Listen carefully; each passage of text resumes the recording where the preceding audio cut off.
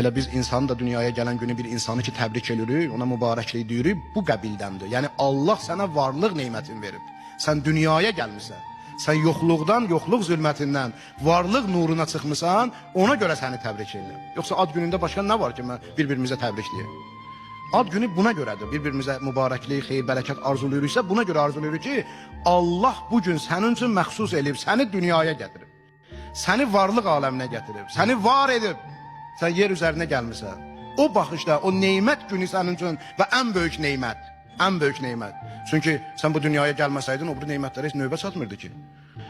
Və ona görə insan birinci dünyaya gəlməlidir sonra. Yaxşı, sən çörək verir Allah desə ilahi şükür.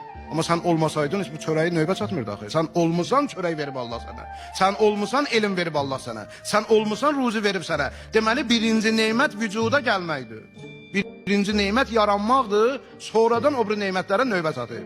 Ona görə o birinci neymətə görə, varlıq neymətinə görə, var olma neymətinə görə, mövcud olmaq neymətinə görə biz Allaha xüsusi şükr edirik, təşəkkür edirik və bir-birimizə mübarəklik arzu edirik ad günündə.